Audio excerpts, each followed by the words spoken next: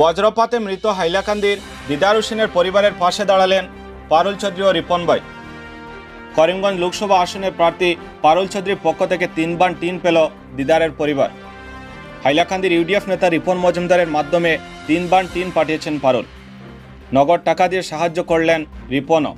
দিদারের মরণোত্তর ঋণও শোধ করে দিলেন রিপন। শিলাবৃষ্টিতে জাজরা হয়ে যাওয়া দিদার লস্করের গড়ের টিনের প্রয়োজন থেকে জরুরি ভিত্তিতে পারুলের দেওয়ায় 3 বান টিন পৌঁছে দেন রিপন।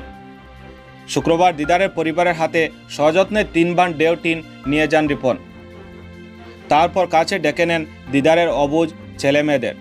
জন্মের পরেই প্রথম বাবাকে ছাড়া ঈদ করবে তারা। এরপর বাবাহীন ঈদ তাদের জন্য অভ্যাসে পরিণত হয়ে যাবে। ঈদকে সামনে রেখে দিদারের অবুঝ সন্তানদের শুকনো মুখ দেখে চোখের জল বাদ মানে না। অনেকেই আড়ালে চোখ মুছেন। দিদারের ছেলেমেয়েদের ঈদের কাপড় ও খরচের জন্য কিছু টাকা দেন রিপন। মারা যাওয়ার 3 দিন আগে দারুল কিরাতের প্রশিক্ষণে 2000 টাকা দেওয়ার প্রতিশ্রুতি দিয়েছিলেন দিদার। মৃত দিদারের হয়ে সেই টাকাও রিপন দিয়ে দেন। প্রসঙ্গত উল্লেখ্য, মৃত দিদারের বাড়ি হাইলাকান্দি জেলার দুধপুরে। গত কয়েকদিন আগের প্রচণ্ড শিলাবৃষ্টিতে অন্যান্যদের মতো দিদারের কাঁচা ঘরের টিনও জাজরা হয়ে যায়। এর পরের দিনই বজ্রপাতে মৃত্যু হয় দিদারের। ফলে নানামুখী সমস্যার আবর্তে পড়ে কর্তাহীন এই অসহায় পরিবারটি। জরুরি ভিত্তিতে পারুল চৌধুরী এই সাহায্যটুকু করলেও আরও সাহায্যের প্রয়োজন।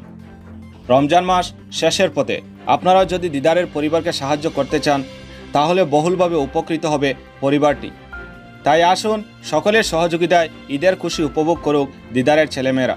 কেননা সকলেই চান আমার সন্তান যেন তাকে দুধে ভাতে। দিদারের পরিবারকে সাহায্য করতে চাইলে এই QR কোড ব্যবহার করতে পারেন।